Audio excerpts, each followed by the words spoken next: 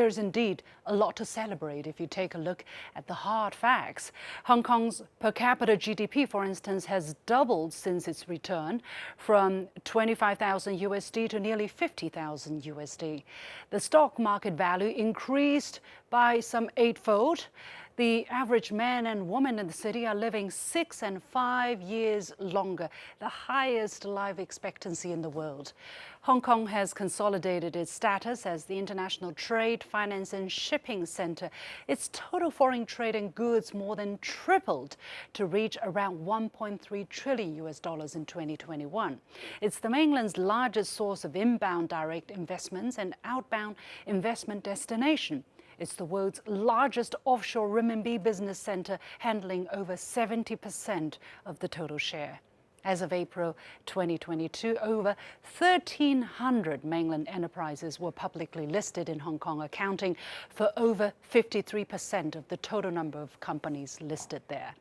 As one of the busiest and most efficient international container ports in the world, Hong Kong handled nearly 18 million TEUs of containers in 2021.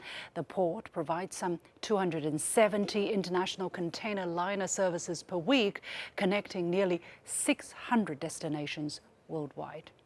But it's not just about economics, it's also about governance. According to the World Bank Group, Hong Kong's percentile rank in respect of the rule of law was some 70 in 1996. It kept rising steadily and since 2003 has remained consistently above 90. That's higher than the United States after 2018, as you can see in the blue line. Now, after the new national security law was enacted for Hong Kong, the city's rule of law, which was feared to have been eroded, has actually remained intact. This was backed up by the latest rule of law index of the World Justice Project, which showed Hong Kong ranking 19th out of 139 countries or territories in 2021, similar to the UK. So, despite ups and downs, there's a lot to look forward to. Hong Kong's next chapter includes making the city into a global hub for innovation and technology, a center in the Asia-Pacific region for international legal and dispute resolution services, and a center for cultural and art exchanges. 25 years after return, Hong Kong emerged from instability and is now on its way to prosperity. That's the expectation from the central government in Beijing. But how has the Western media portrayed the milestone? This week, we grouped the samples into some themes. Let me explain. First up, the tendency for media stories to use headlines laced with opinions rather than reporting on the facts. There's no shortage of such examples. Here's one from Al Jazeera. As China tightens grip, Hong Kong's luster as world city dins. Tighten grip. I've seen that 1,000 times, haven't you?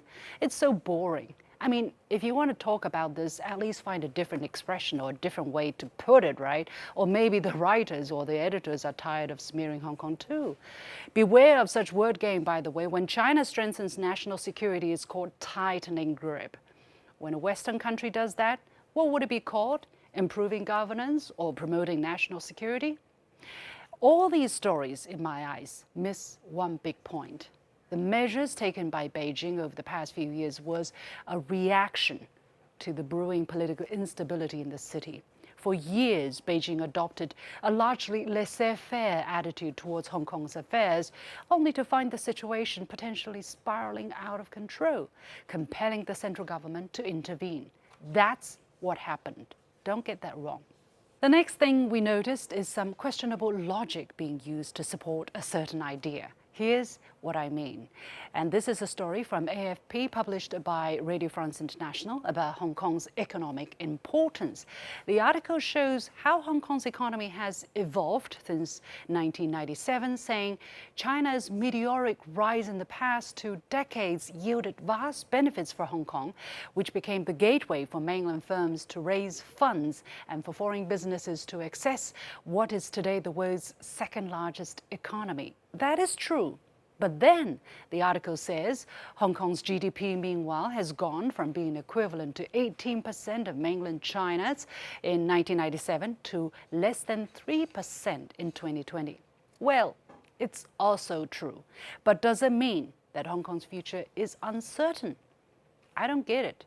According to the article, which uses data from the World Bank, the Chinese mainland's economy was less than $1 trillion in 1997, and now it's something like 15 trillion US dollars. Of course, the relevant importance of Hong Kong, the city, dropped.